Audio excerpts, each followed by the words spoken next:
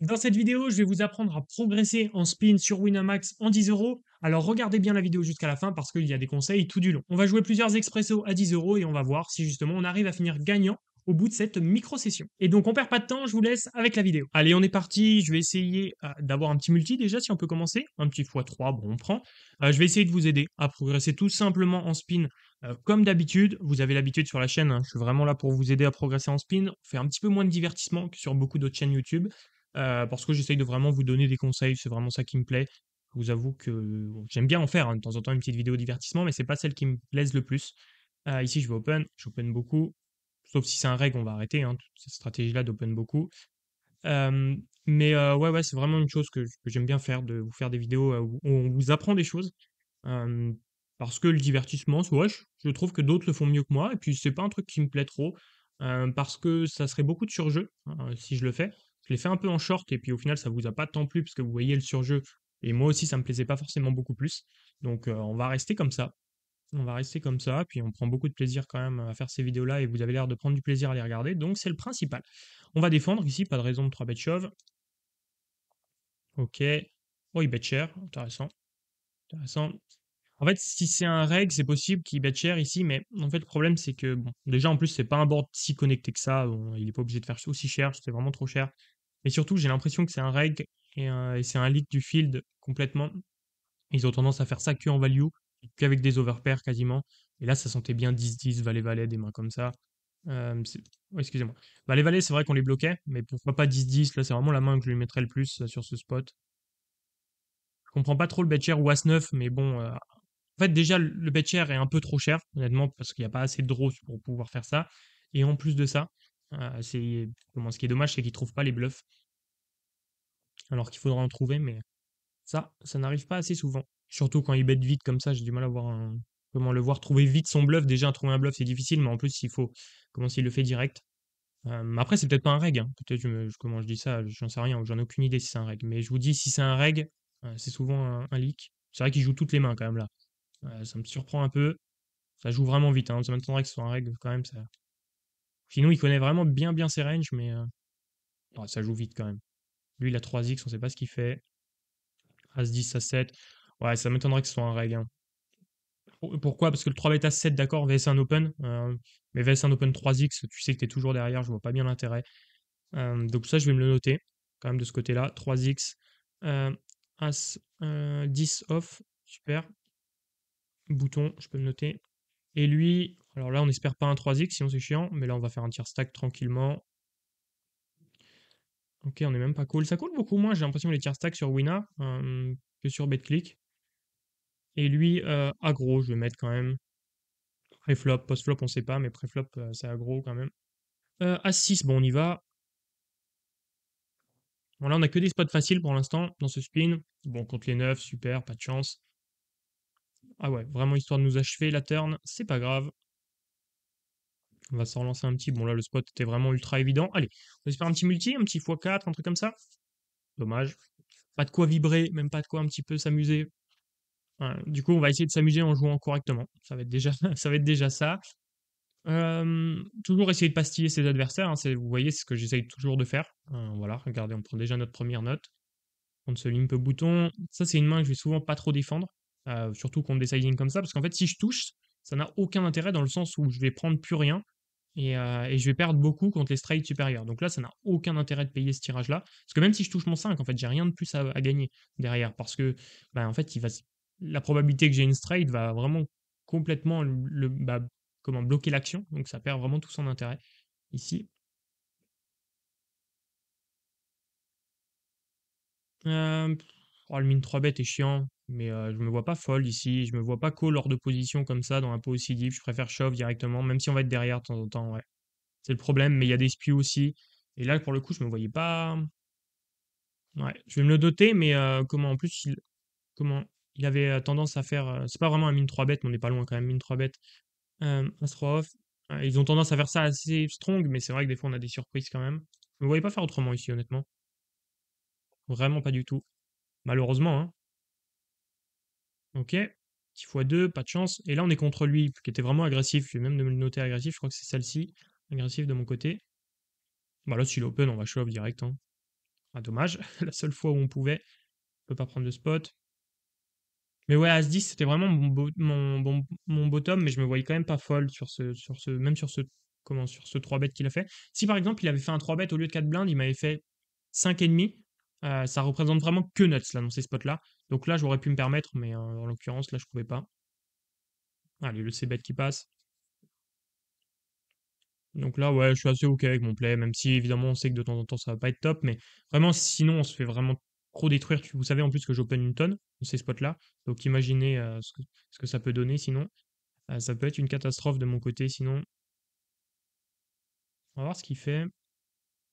Je pense qu'il peut avoir des 6 dans sa range encore pour jouer comme ça. Là, maintenant, plus grand-chose. Il a des dames qui nous battent, sinon on bat tout le reste.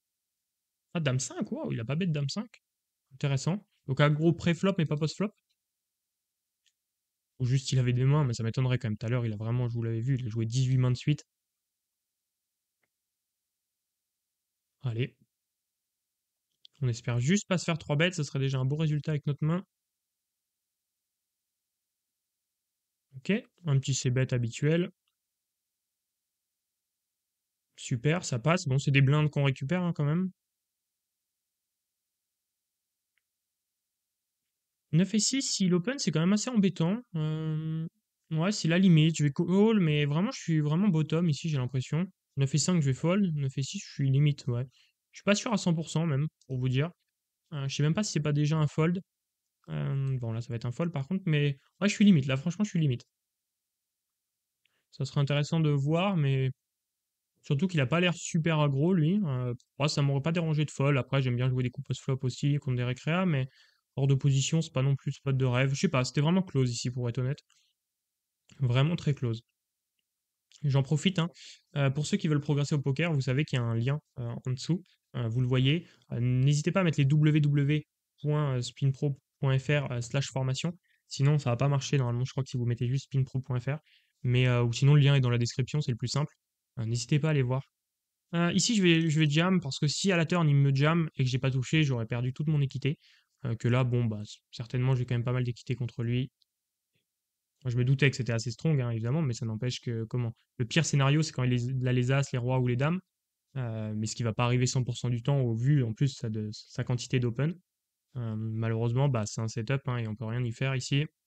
Pas forcément mal joué de sa part, hein, on peut pas lui en vouloir non plus, mais on peut pas nous en vouloir non plus, dans le sens où si je call et qu'il me shove la turn, bah là, je vais call avec 15%, et là, ça va pas être une bonne chose. Que là, je shove et contre sa range globale, j'ai largement 50% d'équité.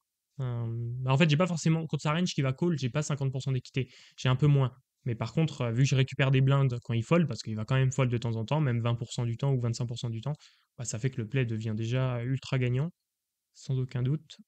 Valet 9 ici. Je pense que c'est un fold quand même, Valet 9 ici, ça doit être close, mais ça doit être un fold, si je me trompe pas. Bon, c'est dommage, hein. Franchement, ça se passe pas super bien. Je sais pas dans quel ordre j'ai posté les vidéos, mais la dernière session que j'ai tournée, ça se passait très mal, j'ai tout perdu et ça a fini très très très bien. Donc on va voir si ça peut faire pareil. Bon là le comeback, j'ai un peu du mal à y croire, mais pourquoi pas sur le prochain spin. Ok, on va pouvoir call hein, ici. Oh, on est encore derrière, terrible. Même 3 dips, on est derrière, allez. Dommage. Bon, c'est pas grave, ça nous permet de relancer plus vite. Et on va espérer le gagner celui-ci. On va espérer. Et on va espérer un petit multi. Allez, un petit x5 pour finir. Et je demande rien de plus. Il faudrait que ça se lance. C'est parti. Allez, ce x5, on l'espère. Ah, dommage. x2, ça va être dur de se refaire avec ça. Mais après, c'est pas grave, hein. De toute façon, évidemment, le but, c'est pas de se refaire à chaque fois. Ça, on s'en fiche un petit peu. Le but, c'est encore une fois de bien jouer.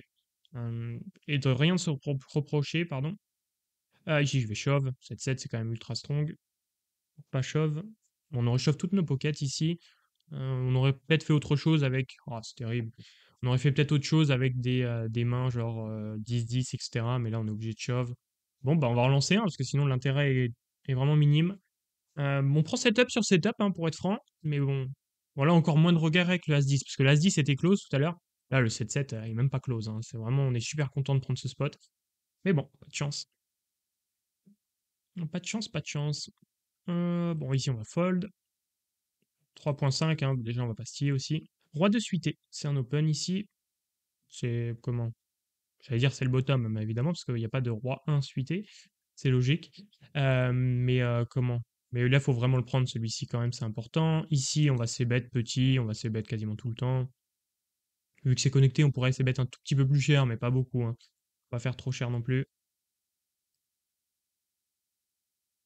Puis on a une main qui avait envie de voir une turn aussi, c'est pas, ça nous dérange pas trop de voir une turn, il y a pas mal de turns, bon là pas le 5, mais les piques, bon après des 10 évidemment, un roi c'est pas non plus un drame, pas mal de cartes qui nous embêtent pas trop non plus à la turn. Là contre deux joueurs on est obligé de call, fait double paire, c'est plutôt pas mal quand même. Pas envie de donc bet ici, bon, quelqu'un le fait pour nous, en plus on va just call, pas de raison de raise. Comment? On a envie de les laisser spew et on sait qu'on va pouvoir tout mettre à la turn. Voilà. Si par exemple lui il check à la turn, par contre j'envoie tapis à la turn, euh, je peux pas me permettre de par contre de laisser encore une carte gratuite. Là il y a encore plein de tirages. Voilà, exactement celui-ci par exemple. On a vraiment envie de prendre tout sur les tirages.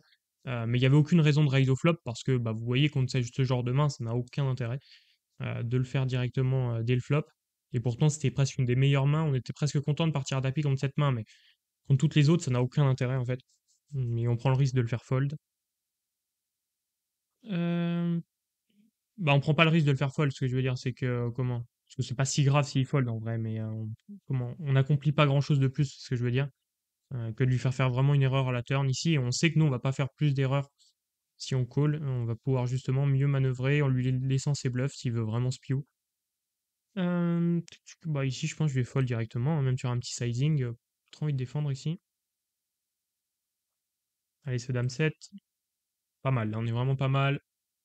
Open-ended plus comment? Tirage trèfle. Est-ce que j'ai envie de bluffer? Backdoor trèfle, pardon, excusez-moi.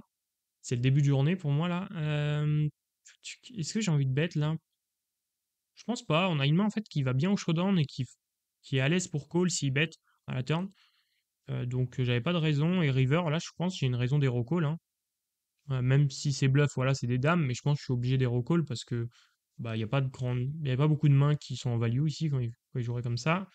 Dommage ce spot. Ah, c'est terrible. Allez, dommage. C'est vraiment dommage. On n'a pas les spots qu'on veut. On va ISO en bluff ici. On va en tenter un. On verra ce que ça donne. C'est un bon combo à prendre en bluff, c'est pour ça que je le tente. Ah, malheureusement, rien ne va. Rien ne va, rien ne va aujourd'hui. Pas envie de c-bet quand même avec cette main-là. Je vais delay c-bet, certainement. Mais j'ai pas envie de c-bet avec cette main-là. Si bet, bon, on a perdu, hein, tant pis. Mais j'ai envie de delay c-bet. Si je c-bet sur ce board, je risque de me faire punir.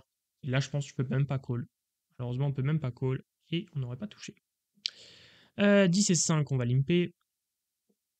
C'est important aussi si vous faites des ISO en bluff de pas non plus spew au flop. C'est un truc que je vois souvent. Les gens qui essayent de prendre des ISO en bluff et derrière qui font n'importe quoi, c'est important de faire attention quand même. VS un limp, on va shove. Allez, pas de setup cette fois-ci. Super. 2-2. 2-2, je peux shove directement. Je pourrais limp trap, mais contre lui, je vois pas l'intérêt de limp trap. Parce que s'il miso, ça va être nuts. Donc je préfère shove directement. Même si c'est un play avec beaucoup de variance, hein, on en a conscience, mais on sait que c'est gagnant. Ok, bon, des deux, normalement, il n'y en a quasiment aucun dans sa range. Il en aurait fold la plupart. Des 7 et 2, ça va être fold. Quand il fait pot, c'est pas très rassurant, mais on est obligé de call. Allez, celle-ci est vraiment bien quand même de turn, parce que la probabilité qu'il ait des deux, elle est vraiment beaucoup plus faible. Et surtout, ben, comment on partage contre tous les 8, et ça, c'était des 8 qui me faisaient peur. Et là, bah, en vrai, je pense qu'il peut avoir des paires de 5, des mains comme ça, des paires de 4, des paires de 6, des paires de 7. Et puis après, bon, contre des 8, si on split, c'est pas grave. Donc on a un petit peu de value, je pense, contre quelques petites paires, ou des auteurs as aussi, hein, peut-être des auteurs as, des auteurs rois. Ah, puis des 3 rivers. Ouais, je pensais pas quand même qu'il avait un 3 parce que j'ai pas compris son bet pot au flop. Mais ok. Ok, bon, bah. De toute façon, on avait de la value, on s'en doutait, mais je pensais pas sur ces cartes-là. Bah, en fait, c'était tellement peu probable qu'il l'ait. Là, on va pouvoir c-bet. Normalement, ses as, il les aurait shove. Waouh, qu'est-ce qu'il nous fait? Il joue à l'envers, lui. Donc, c'est des dames, hein, probablement, qu'il avait, mais surprenant. Il tire stack ici. Allez, puis on va pouvoir shove directement là. Oh, contre les rois, il nous aligne trap comme ça. Il n'y a aucun setup positif pour nous, c'est terrible. C'est terrible, c'est terrible. Par contre, c'est bien joué d'avoir Just Call de son côté. Après, même si je vais tout le temps call quand je tire stack, mais dans l'idée, c'est pas mal. Si j'ai des bluffs, vaut mieux me les laisser. VS 1 c-bet, tout à l'heure, est-ce qu'il a mis un 2 barrel? Non, il a pas mis de 2 barrel, donc on va shove. Ah, je pense qu'il fait plus cher. Je sais pas s'il fait plus cher avec un roi, non, mais avec un 5, je pense quand même. Et là, je vais faire tout l'inverse. Et là, il va avoir encore un 5, mais ça m'étonnerait. Super, on lui casse quand même pas mal son équité aussi. Pas mal de mains. 3 et 7, 4 et 7, on va fold. Ici, on va shove. On pourrait tier stack aussi, mais j'ai l'impression que ça passe pas trop les tier stack sur Winner, mais je suis pas assez expérimenté pour ça, mais je shove directement. Je pourrais tier stack honnêtement ici. Ici, on va limper. Il check rapidement. J'ai pas de raison de bluff quand même, ce combo-là. Ça va me faire trop bluff sinon. Turn, j'aurais pu call s'il avait bet. Là, avec madame, je vais gagner souvent au showdown. J'ai encore de l'équité, j'ai envie de la jouer à fond. Et river, je vais fold, hein. Par contre, s'il bet maintenant sur ce 9, c'est quand même pas une bonne carte pour nous. Et on va essayer de showdown. 10 et 2, bien joué à lui. Il joue plutôt bien en réalité, hein. Bon, il y a des erreurs aussi, hein, évidemment, mais c'est plutôt cohérent ce qu'il fait la plupart du temps. C'est pas un très bon joueur, mais il y a, je veux dire, c'est pas non plus le pire joueur de l'histoire, hein. On a vu pire. Ok, ça passe cette fois-ci. Petit setup en notre faveur, ça fait plaisir. Ce valet 8 il sera pris, on va surtout pas l'oublier, nickel. Roi dame, on va call. Allez, une dame, on est pas mal là. Super. Bon, ça fait plaisir, on s'en sort plutôt bien sur la fin, même si c'est vrai que c'était pas la session de rêve. Merci d'avoir suivi cette vidéo. Pour ceux qui veulent, n'hésitez pas à aller regarder les liens dans la description. Il y a une formation offerte, des outils offerts pour savoir sa bankroll et aussi pour savoir combien vous pouvez gagner au poker, ainsi que les tableaux de Nash en 3 way. Et en plus de ça, n'hésitez pas parce que vous pouvez aussi réserver votre appel totalement gratuit avec moi pour qu'on puisse discuter de votre projet poker et que je puisse vous aiguiller par la suite tout en me posant toutes vos questions. Je rappelle que tout ce que je viens de vous proposer, c'est totalement gratuit, alors perdez pas de temps. Sur ce, je vous dis à plus dans une nouvelle vidéo. N'hésitez pas à mettre un petit like pour le soutien. Ciao!